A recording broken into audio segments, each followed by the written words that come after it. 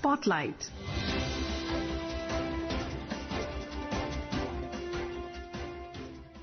Good evening, listeners. Welcome to today's Spotlight. I am Deeksha Saksena, and today we will be discussing about the India-EU Free Trade Agreement. We have with us Ambassador Manjeev Puri. Ambassador Puri, welcome to Akashvani News.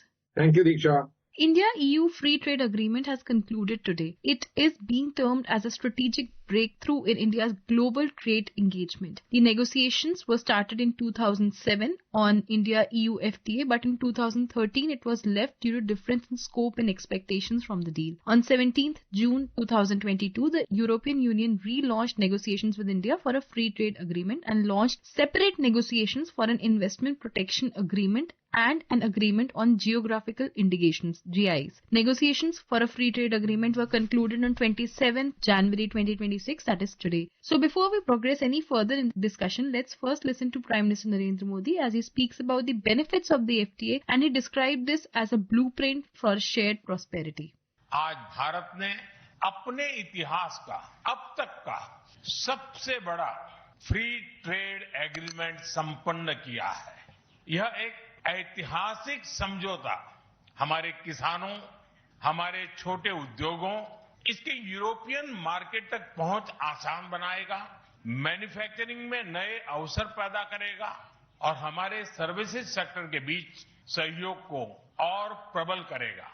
इतना ही नहीं, यह FTA Bharat और European union के बीच investment को boost करेगा, नई innovation partnership बनाएगा और वैश्विक स्तर पर सप्लाई चेन को मजबूत करेगा।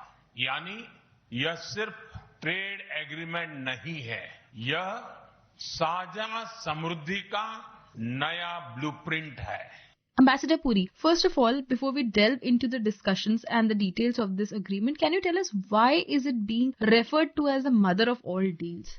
Today is a very positive red letter. I say that because A, it brings the world's two largest democracies together, but it also brings two of the world's largest economies, free market economies together, India and the European Union. The European Union is the world's second largest economy, only after the United States, and much bigger than China, as China is today. It's also a very big player on the global. But India is climbing the ladder. We are right now the fourth largest economy. And we are growing up in terms of our trade market. What is it that we want in India? Our great goal is Viksit Bharat by 2047. We need to go from about $3.5–4 trillion to $5 trillion, $6 trillion, maybe even 10 if possible. What do you need for that? You need capital. You need technologies in big manner. Who has them? The European Union has them. Several others also. The European Union has them. We are trusted partners, as was mentioned by President of the Council, Antonio da Costa, and by Ursula von der Leyen, President of the European Commission.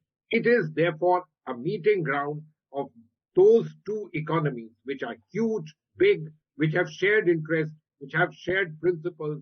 And when we work together, it can only mean shared prosperity for both, but also, I believe, for humankind as such, in particular the global south. Very, very rightly said, Ambassador Puri. So, before we progress any further, I would also like to tell the listeners that India will get an unprecedented market access. Over 99% of Indian exports gain preferential entry into the European Union, and it unlocks a massive growth potential. Can you break this down for our listeners? What does it exactly mean, Ambassador Puri?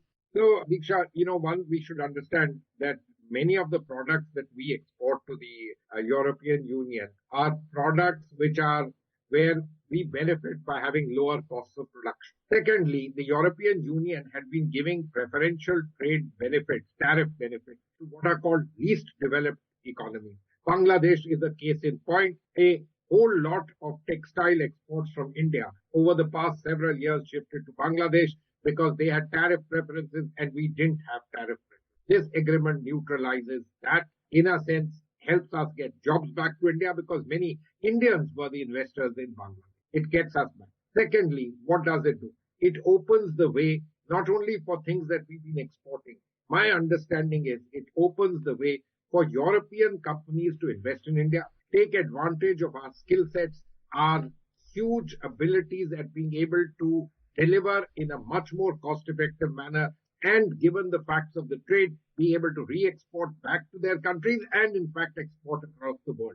As you have mentioned, Ambassador Puri, even the President of the European Commission, Ursula von der Leyen, she also said that this deal will be very beneficial for all the stakeholders. So first, let's listen to her words and then we'll progress in the program. We did it. We delivered the mother of all deals. We are creating a market of 2 billion people, and this is the tale of two giants, the world's second and fourth largest economies, two giants who choose partnership in a true win-win fashion.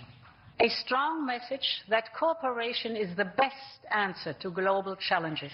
This trade will integrate further our supply chain and strengthen our joint manufacturing power. It will cut up to 4 billion euros in annual tariffs for exporters of all sizes, and it will create good jobs for millions of workers here in India and in Europe. Ambassador Puri, the India-EU FTA gives a decisive boost to India's labour-intensive sectors such as textiles, apparels, leather, footwear, marine products, gems and jewellery and much more. So, according to you, how is it going to help the labour-intensive sectors, as I've already mentioned? What benefits will it add? So I mentioned to you, Deeksha, first of all, this business of equalizing the tariffs that least developed countries got. Bangladesh is the biggest case in point. The entire business of textiles, which for years people felt was going to Bangladesh and going out of India. Several of the other areas that we are talking about, preferential tariffs allows you to be able to reach out, compete with ASEAN countries, also compete with China, because tariff preferences really do make a difference. Remember, vis-a-vis China, we have an advantage of being closer. There's been some reference to IMEC, closer connectivity, the costs of doing business come down. All of these particular things add up. But the key thing is, here is the enablers provided by the government. Here are the enablers provided by the institutional mechanism. Now it's really up to industry, both in India and the European Union, to take advantage. My understanding is both are interested.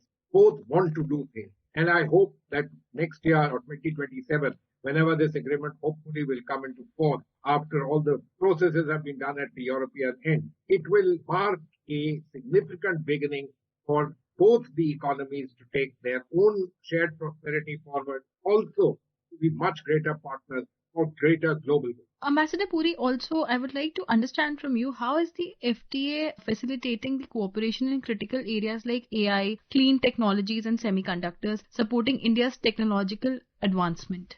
So, Deeksha, again, we must understand this. While we are, of course, very sanguine that we've done a great deal of work on digital public infrastructure and so on, the Europeans are, in various senses, next to the Americans and the Chinese in terms of having these technologies and having the money to use these technologies. When you put these things together, our capacities, capabilities, our skilled manpower, and the fact that we are setting up data centers, etc., we allow both sides to work together.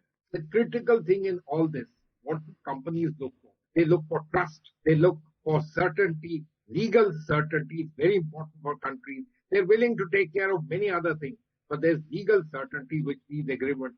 And so therefore, we open the way not only for the old traditional exports to be boosted, but in newer areas. Can we do much more in services? Why not? We have skilled manpower greatly available. If, let me say, things are becoming more difficult to station your people across the Atlantic, here are the European countries, an equally big economy, and equally interested in economy, in having skilled people who can work on IT, on artificial intelligence and all of that. So each of these things opens up. Ambassador Puri, also India has safeguarded its sensitive agricultural products and dairy sector and has given no market access to the EU. Your comments on this? Well, it was very important. It's politically very sensitive in India. And the EU realized that it was very sensitive. There was no way India would agree to several other, let me say, sweeteners if EU simply insisted that they needed to have an entree into the agricultural sector in India. They knew that India would just not agree because it's politically unpalatable. It's not possible to do. And there's very good reason, given that about 45% of India's population is dependent upon agriculture. My understanding is transatlantic turbulence made the EU realize that life isn't just comfortable across the Atlantic and with the Chinese.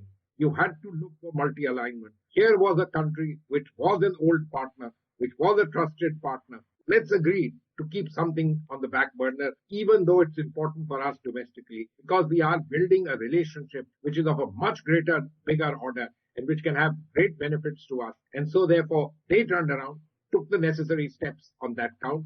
We, of course, were strong and steadfast and rightly so defended our position on that. They accepted that. Also, Ambassador Puri, one very interesting thing happened today while the joint press meeting. The EU Council President Antonio Costa proudly displayed his Overseas Citizen of India card. I'm the President of the European Council, but I'm also an overseas Indian citizen. Then, as you can imagine, for me, it has a special meaning. I'm very proud of my roots in Goa, where my father's family came from. And the connection between Europe and India is something personal to me. Also because we conclude today our trade negotiations.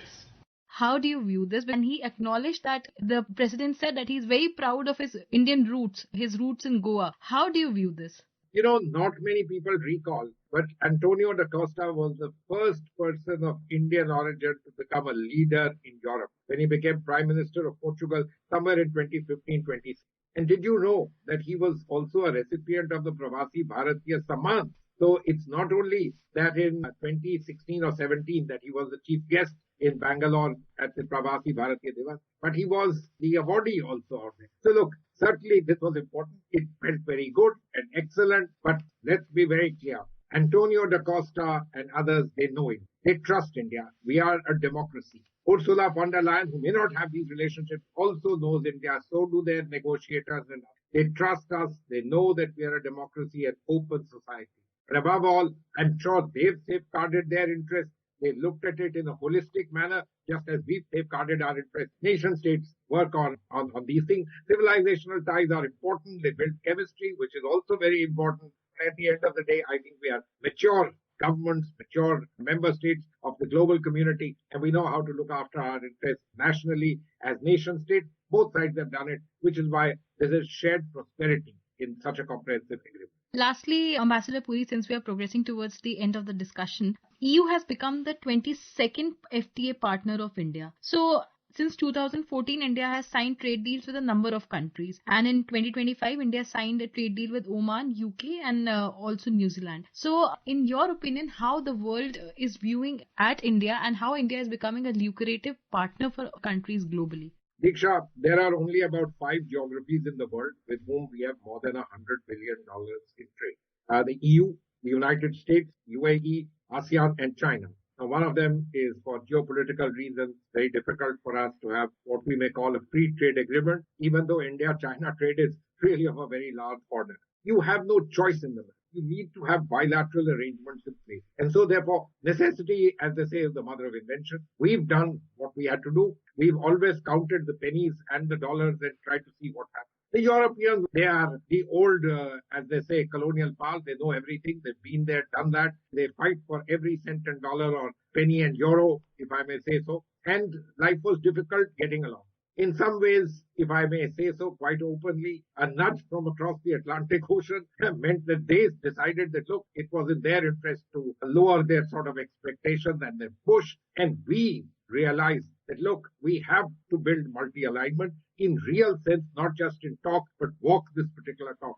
And this is what resulted in this. Frankly, everybody saw it for many years, but to bring it to fruition, you sometimes need that little nudge. That's important. But I'm glad it's happened. Listeners, you can listen to this program on a mobile app News on AIR and on our YouTube channel News on AIR Official. Ambassador Puri, thank you so much for sparing your valuable time and giving us such deep insights on the historic trade deal between India and EU today. Thank you. Spotlight.